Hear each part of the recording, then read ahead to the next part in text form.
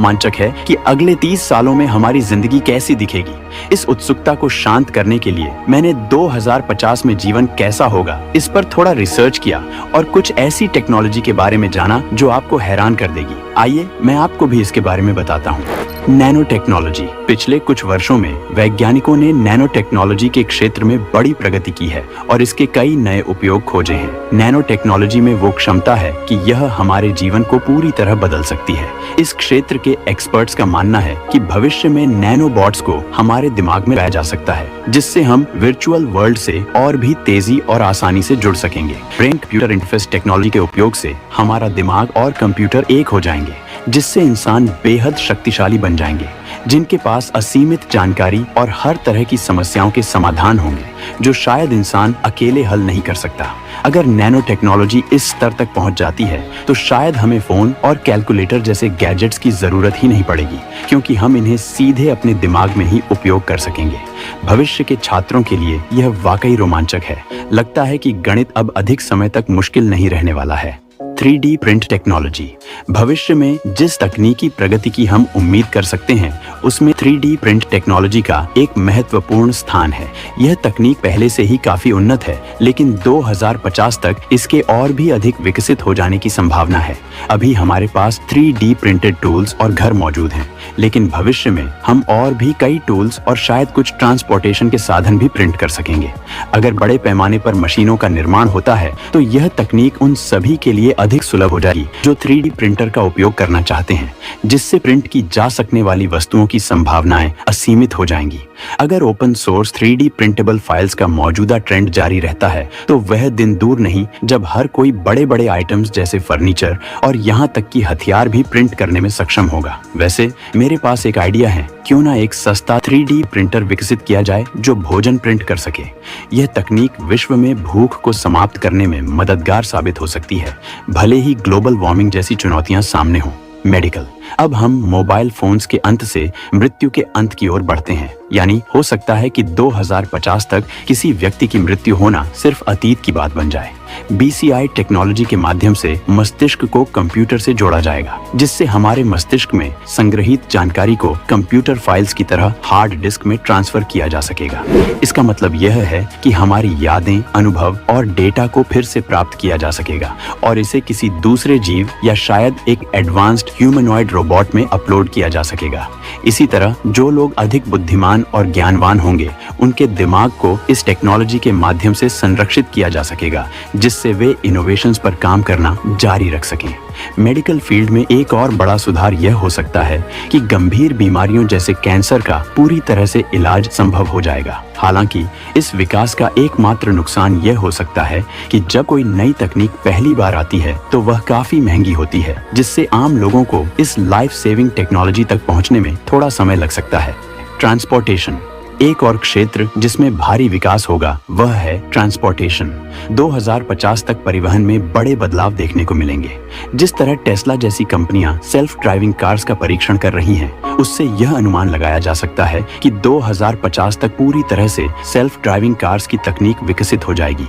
ऐसे self driving वाहनों के कुछ फायदों पर नजर डालें तो ट्रैफिक से संबंधित मौतों में काफी कमी आएगी, क्योंकि ये वाहन ट्रैफिक कंट्रोल सिस्टम के साथ तालमेल बिठाकर काम करेंगे। एक और बड़ा फायदा ये होगा कि सेल्फ ड्राइविंग व्हीकल्स के साथ जीवन शैली में बदलाव आएगा, जिसमें लोगों को गाड़ी चलाने की जरूरत नहीं होगी।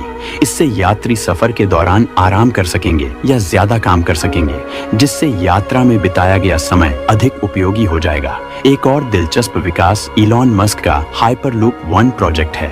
इस प्रोजेक्ट में इलेक्ट्रोमैग्नेटिक लेविटेशन के जरिए पब्लिक ट्रांसपोर्टेशन को अंडरग्राउंड किया जाएगा, जहां ट्रेन की स्पीड 310 किलोमीटर प्रति घंटा तक हो सकती है। यह ट्रेन लोगों को तेज, सस्ता और स्वच्छ परिवहन का विकल्प देगी। और अगर ज्यादातर लोग इस सिस्टम का उपयोग करेंगे तो ट्रैफिक से संबंधित घटनाएं भी काफी कम हो जाएंगी। फ्यूल। भविष्य में ट्रांसपोर्टेशन के लिए उपयोग होने वाला ईंधन पूरी तरह से रिन्यूएबल एनर्जी पर आधारित होगा।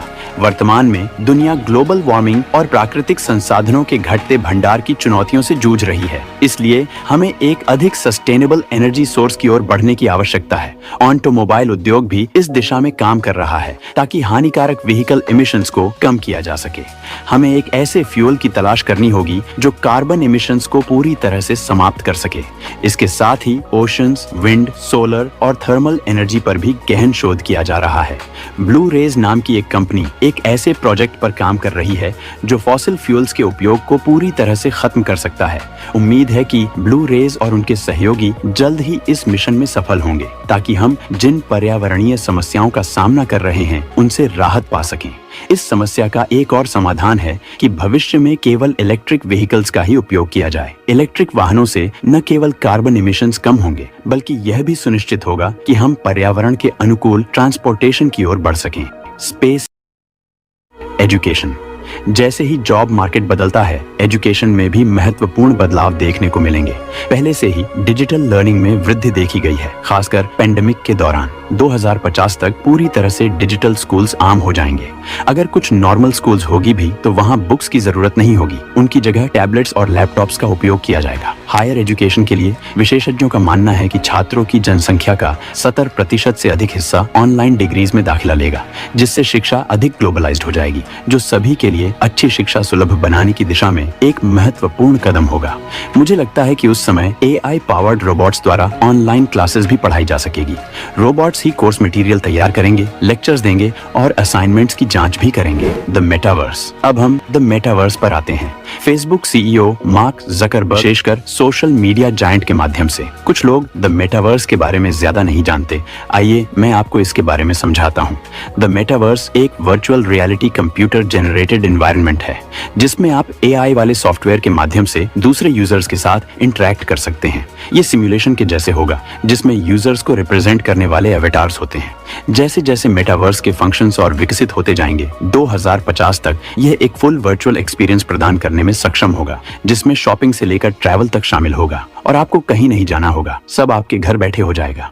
लोग अपनी वर्चुअल एक्सपीरियंस को दुनिया के साथ साझा करने का विकल्प चुन सकेंगे। कल्पना कीजिए कि आप अपने पसंदीदा हॉलिडे डेस्टिनेशन की यात्रा कर रहे हैं अपने परिवार के साथ। केवल आप शारीरिक रूप से वहां नहीं हैं, लेकिन आपकी आंखों के सामने वही जगह होगी और आप वहां के वातावरण को महसूस भी कर पाएंगे। यही द मेटावर्स प्रदान करेगा। इस बारे में मुझे ऐसा लगता है कि जितना हम ऑनलाइन एक दूसरे से जुड़ते जाते हैं, उतना ही हम शारीरिक रूप से एक दूसरे से दूर होते जाते हैं। मनी। अगली चीज है मनी यानी पैसा। हालांकि हम 2050 में भी पैसे का उपयोग करेंगे, लेकिन एक चीज जो पिछले कुछ वर्षों में कम होती जा रही है वह है कैश। हो सकता है कि कैश 2050 में उपयोगी न हो। AI और डिसेंट्रलाइज्ड फाइनेंस के कारण सभी ट्रांजैक्शंस वर्चुअली की जाएंगी और फाइनेंशियल ट्रांजैक्शंस के नए मोड्स उभरेंगे।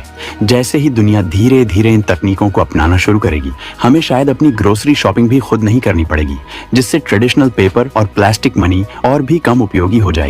जैसे टेस्ला जो जरूरत के अनुसार अपने कार पार्ट्स का ऑर्डर करती है, वैसे ही हमारे ऑटोमेटेड पैंट्रीज और रेफ्रिजरेटर्स हमारी ग्रोसरीज ऑर्डर कर सकते हैं। यानी कि आपका फ्रिज खुद ही देख लेगा कि किस चीज की कमी है और उसे ऑर्डर कर देगा।